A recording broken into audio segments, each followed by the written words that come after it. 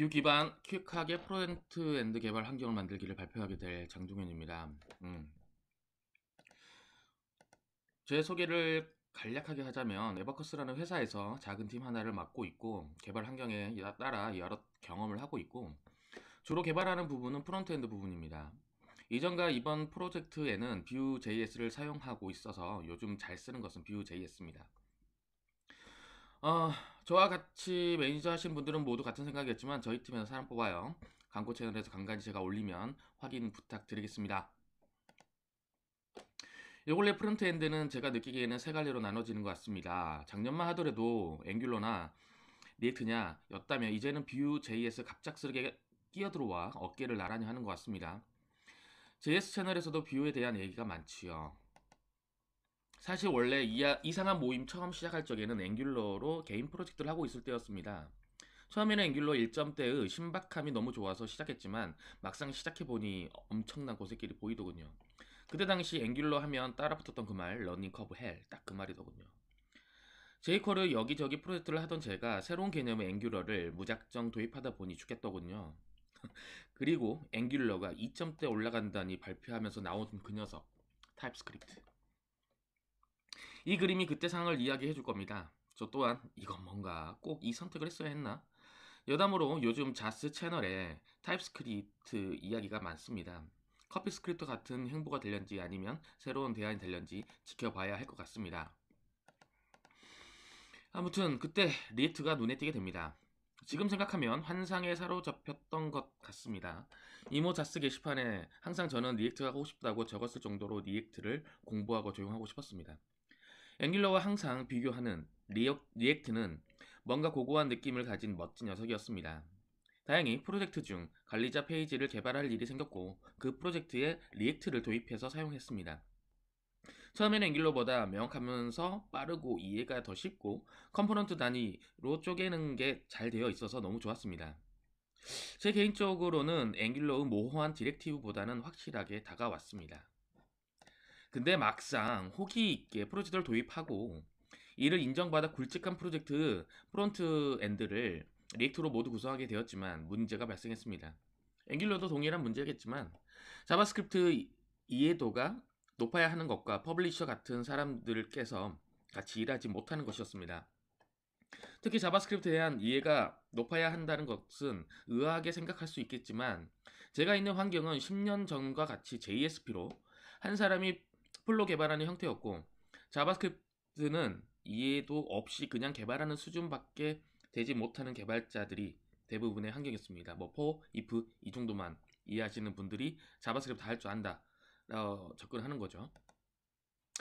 특히나 JSX 자체적인 녀석들, 이거 클래스를 클래스 네임이라고 정의하죠. 이런 것들 때문에 보기도 싫다는 수준까지 올라가 버립니다. 즉, SM인 운영 영역에서 사용할 수 없는 녀석이 되어버린 겁니다. 저의 환경에서는요. 공부, 발전, 그런 것이 쉽지 않은 환경이니까 어렵더라고요. 그렇다면 전통적인 jQuery 환경을 개발 경험했던 개발자도 쉽게 접근하고 퍼블리셔도 쉽게 접근해서 같이 코업을 잘할 수 있는 형태의 프론트엔드 마스터키는 없을까? 리액트를 사용한 프로젝트 이후 시작했던 프로젝트는 이를 발견하지 못해 jQuery 개발로 돌아갈 수밖에 없었고 역시나 혼자서 모든 것을 개발할 수 없다, 해결할 수 없다는 생각이 들 즈음이었습니다. 그때였어요. 뷰를 만난 건. 예전에 나이키의 슬로건 중에 Just Do It이라는 것이 있었습니다. 뷰는 딱 저에게 이제 그런 느낌을 주었죠. 그냥 써. 느껴질 거야.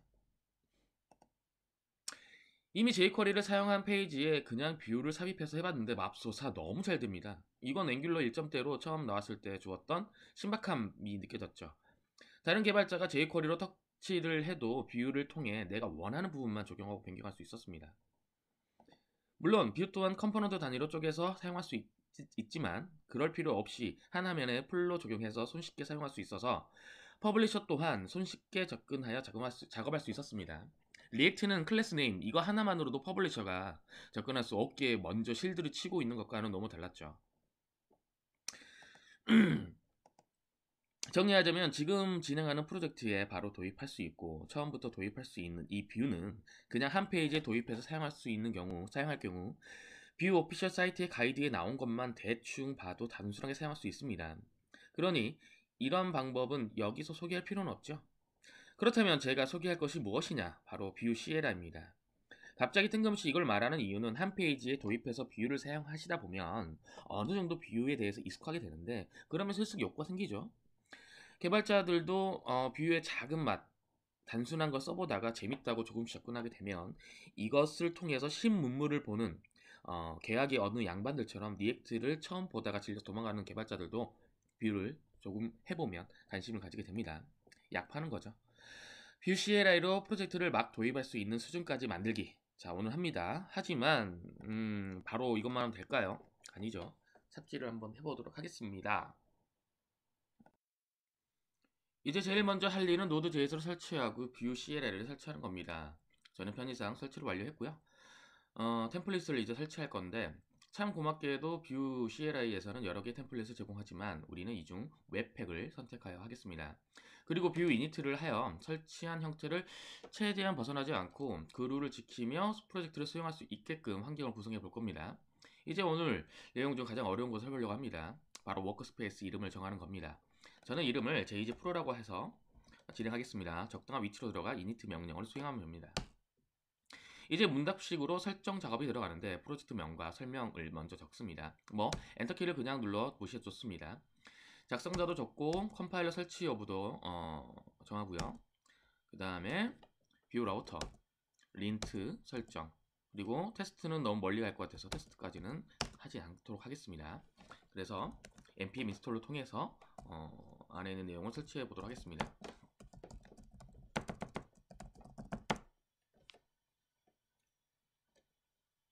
npm 인스톨이 완료되면 npm run dev라는 명령을 통해서 개발 환경을 실행시키고요. 이렇게 되면 자동적으로 개발 환경이 올라오면서 웹페이지가 뜨게 됩니다.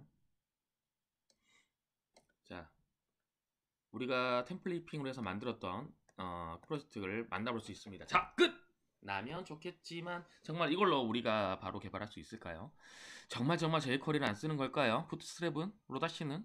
그리고 예전에 내가 만든 커스텀 라이브러리는 레스도 쓰고 싶고 개발자 로컬에서 API 서버는 어떻게 접근하는지 적어도 준비되어야 할 것들이 너무 많습니다. 이 문제를 어떻게 처리했는지 하나씩 빠르게 해봅시다. 이번에는 템플릿으로 만들어진 프로젝트 안의 내부를 킥하게 설명해 보도록 하겠습니다. 제일 먼저 봐야 될 것은 바로 index.html인데 뷰를 출력하기 위한 껍데기에 불과합니다. 그리고 div의 앱 이 부분이 바로 뷰가 들어가게 되는 거고요. src라는 이 디렉토리가 우리의 소스가 개발한 소스가 들어갈 곳이고요. 이 중 main.js가 가장 먼저 실행됩니다. 자, 앱.뷰는 최상의 뷰이고요. 이곳이 바로 큰 레이아웃을 잡는 부분을 생각하면 됩니다. 여기에 라우터 뷰라는 거 보이시죠? 이 부분은 뷰 라우터로 지정한 URL에 따라 뷰가 변경되는 부분입니다. 그리고 라우트 안에 index.js에서 바로 이 URL에 출력할 뷰 컴포넌트를 등록하게 됩니다. 딱 보면 단순해서 참 좋아요. 네, 여기 보니까는 헬로 월드가 컴포넌트 하나 연결되어 있고요. 하나가 이 헬로 월드랑가 패스가 슬러시 형태로 들어오게 되네요. 바로 이 녀석이 얼굴 마담인 것 같습니다. 이 녀석을 열어보면 브라우저에 출력되는 컴포넌트로 보여지는데요. 참고로 템플릿에서 정의된 뷰는 이렇게 크게 세 가지 구조로 되어 있는데 HTML의 형태가 들어가는 템플릿 부분, 그 다음에 자바스크립트 부분이 들어가는 스크립트 부분, 마지막으로 CSS 영역인 스타일 부분입니다. 자, 이렇게 세 가지가 하나의 컴포넌트로 정의됩니다. 자, 그러면 여기에다가 jQuery를 깔아보도록 할 거예요. 신식 뷰에 갑자기 jQuery를 쓴다니 참으로 요상하지만 그래도 쓰는 사람은 잘 씁니다. 예제겸해서 한번 해보도록 하겠습니다. 이왕 설치할 거 이번 우리가 예제 때 사용되는 모든 라이브 템플릿들을 잘 설치해 보도록 하겠습니다.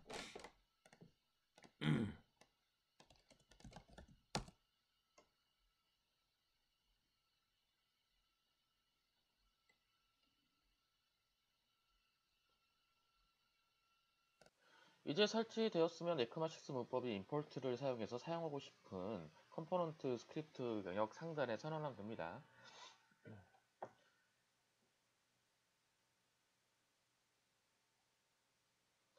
자, 이런 식으로 사용할 수 있는데요. 콘솔로 jQuery 버전을 보여주는 겁니다. 하지만 우리 jQuery는 이렇게 사용하지 않습니다. 임포트 따위는 필요 없는 전천후 라이브러리라고요. 언제 어디서는 달러로 쓰고 싶어 하는 억지스러운 저 같은 사람이 꼭 있습니다. 하지만 반대로 생각해보면 jQuery든 제가 개인적으로 잘 사용하는 로다시든 여기저기에서 많이 사용하는 건 굳이 임포트 하지 않아도 사용하고 싶거든요. 마공 같지만 이건 전통적인 웹에서 사용했던 녀석들이라 떨치기는 쉽지 않아 어디서든 해볼 수 있게 해봅시다. 가장 먼저 실행되는 자바스크립트인 main.js에 추가해 보도록 하겠습니다.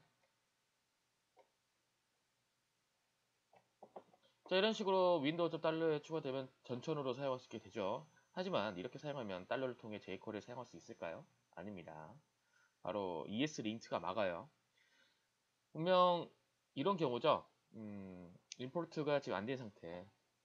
사실 되어야 되죠. 아침에 윈도우에 달러에 들어가 있으니까. 하지만 실행이 안 돼요. 왜냐면 달러가 선언되지 않았기 때문에 안 되는 건데, 이 부분은 ESLint가 막는 거기 때문에 ESLint 설정으로 들어가서 그 부분을 해제를 시켜줘야 돼요. 자, 이건 어디에서 정의하냐? ESLint rc.js 이곳에 들어가서요. 글로벌이라는 옵션에 이 달러를 펄스라고 주게 되면요. 이 펄스를 주게 되면 이 달러로 적용하는 부분은 ESLint가 검증하지 않겠다라고 하는 겁니다. 자, 이 상태에서 저장을 하고요.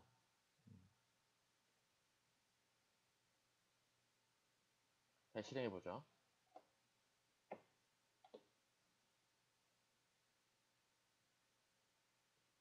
내려놨네 아까 전에. 자, 이런 식으로 잘 되죠?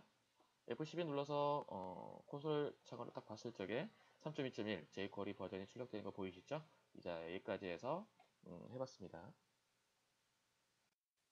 이제 부트스트랩을 추가해 보도록 하겠습니다. 부트스트랩은 .css 셋이지만 자바스크립트 라이브러리 기능도 있어 사용하기 위해서는 jQuery가 선행되어야 합니다. 저는 CSS와 자바스크립트 라이브러리 둘 다 적용해 보도록 하겠습니다. 똑같이 main.js에 들어가서 jQuery를 추가한 것 아래에 아래와 같이 위와 같이 추가를 하게 됩니다. 자, 부트스트랩은 jQuery에 묶이기 때문에 이전에 require로 선언된 거 아래에 선언하게 되고요. CSS는 require로 들어가지 않기 때문에 import를 사용하면 손쉽게 들어가고 지금과 같이 사용하게 되면 전역 형태로 등록되게 됩니다. 테스트를 해볼까요? Hello World 뷰에다가 버튼을 하나 추가해서 CSS가 적용된지를 확인해 보도록 하겠습니다. 자, 이와 같이 버튼 프라이머리 이거 CSS 유명한 클래스죠. 부트스트랩에 이 상태에서 자 버튼이 이렇게 로딩돼서 보여지게 됩니다. 자, 그리고 라이브러리 추가 여부를 확인하시려면요 모달 다이얼로그를 불러오는 함수가 있는지를 확인해 보면 됩니다. 자, 이것을 콘솔로 확인해 보면 되는데요. 한번 해볼까요?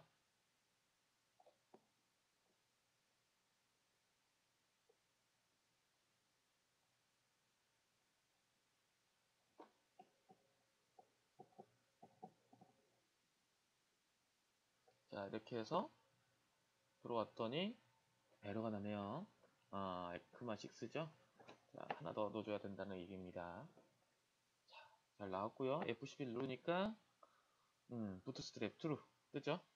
다시 F 한번 눌러보고 자세히 보기 위해서는 자, 생성되었습니다. 아까 jQuery 버전과 부트스트랩의 모달 함수가 있는지 확인하는 거 이것도 잘 나오는 것을 확인했습니다.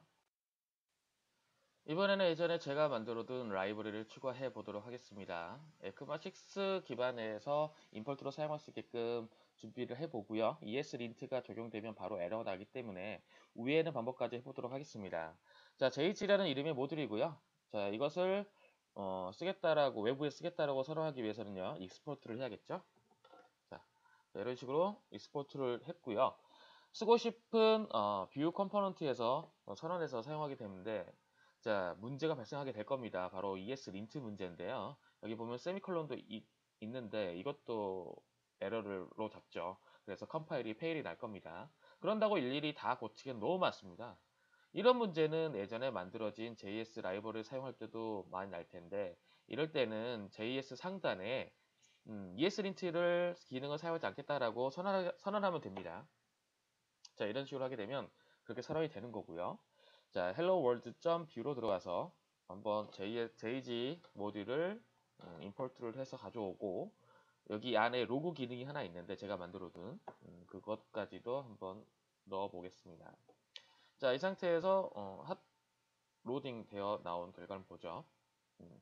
자, 이와 같이 제가 예전에 만들어 놓은 JG 모듈의 기능 중에 JG 로그가 실행된 것을 확인할 수 있습니다. 자, 임포트를 하지 않고 글로벌하게 사용하고 싶다면 jQuery 도입과 같이 사용하시면 됩니다. JG를 전용으로 사용할 수 있게 하면 됩니다. 뷰 이니트로 설치한 템플릿에서는 스타일을 부여할 적에 헬로 월드 뷰 내에서와 같이 이렇게 스코프들을 주게 되면 이 컴포넌트 안에서만 처리가 됩니다. 근데 이렇게 구성하면 컴포넌트 단위로 구성할 때는 좋지만 글로벌하게 쓰기 위해서는 .css로 따로 구성해서 만들면 됩니다. 하지만 이렇게는 엣지하지가 않죠. 레스나 SCSS를 사용할 수 있어야지 엣지합니다. 그래서 아까 npm을 통해서 레스와 레스로드를 설치했고요. 다행히 템플릿에서는 리레스와 레스CSS를 처리할 수 있게끔 지원하고 있습니다. 자, 이걸 사용하기 위해서는요, 이 스타일 그 안에다가 이런 식으로 랭는 레스 혹은 SCSS면 SCSS 이렇게 넣으시면 되고요. 그 안에다가 레스 문법으로 한번 클래스를 생성해 보도록 하겠습니다. 테스트 박스 안에다가 라인드라는 클래스로 이렇게 만들어 봤고요. 이것을 사용할 수 있게끔 하려면 HTML 부분에다가 이런 식으로 추가를 해 봤습니다. 자, 이걸 한번 볼까요? 잘 됐는지. 이런 식으로 레드박스가 출력이 됐죠. 자, 그러면 이런 식으로 각각의 컴포넌트를 추가할 수 있지만 당연히 다른 곳에서 .less를 추가해서 등록하여 사용할 수도 있겠죠. 자, 이건 어떻게 하냐면요.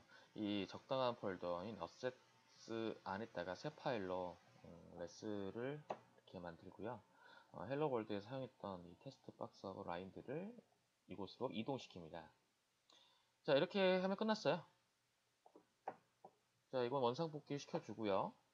main.js에다가 이 jg.less를 가져올 수 있어야겠죠. 자, 이런 식으로 가져오게 되면 잘 되는지 확인해 봅시다. 자, 이것도 마찬가지로 애플로도 잘 되는 걸 확인할 수 있습니다. 이제 이번 주제의 핵심 중에 하나인 리버스 프록시 설정입니다. 어차피 프론트엔드 화면을 만든다 해도 서버와 통신을 해야 할 겁니다. 문제는 웹서버와 AP 서버는 서로 다른 곳에 위치해 있고 같은 IP라고 하더라도 포트는 다르기 때문에 자바스크립트 안에서는 바로 접근할 수가 없습니다. 이게 크로스 도메인 이슈인데 이걸 해결하기 위해서는 웹서버에서 AP 서버로 특정한 주소 패턴에 따라 리버스 프록시를 설정하면 됩니다. 하지만 개발은 웹팩 내에서 진행되기 때문에 웹팩 설정에 추가해야 합니다. 설정은 config의 index.js입니다. 이곳에다가 프록시 테이블 부분을 추가해 주시면 되는데요. 프록시 테이블 있죠? 여기에다가 추가를 하면 됩니다.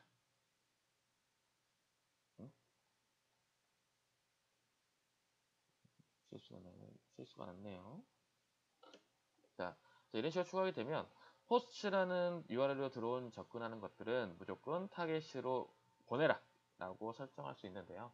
현재 저희가 만들어진 웹팩은 8080 포트고요. 현재 제가 테스트용으로 만들어진 서버는 3000번 포트로 되어 있습니다. 자, 이것을 할 수 있는지 없는지 테스트를 해봐야겠죠. 여기다가 우리가 get으로 할 수 있는 기능을 한번 추가를 해보고요. 다시 재로딩합니다.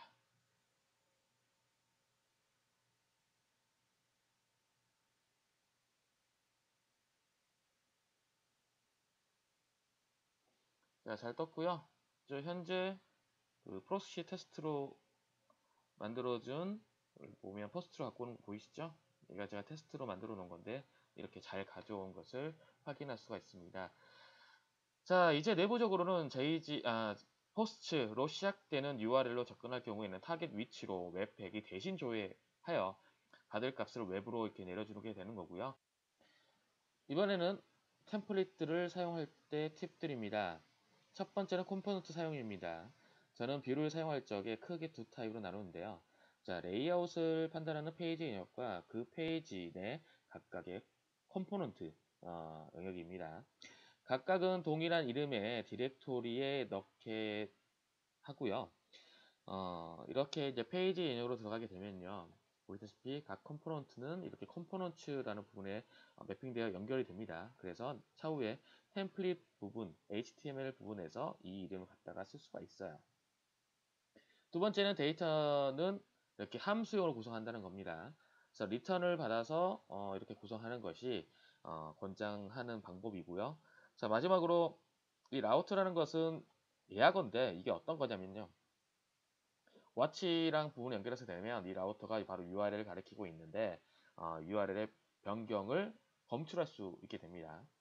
자, 이걸 사용하게 되면 URL 변경 시 this get API group by URL로 호출해라 라는 형태가 되겠죠. 자, 이것까지 정리되면 이제 직접 개발할 준비가 된 것 같네요. 짧게 진행하려 했지만 은근히 길게 되었습니다. 막상 템플릿을 개발에 적용하기까지 걸리는 시간이 은근히 있었던 것 같습니다. 자, 여기까지 하도록 하겠습니다. 감사합니다. 이제 한번 해보세요.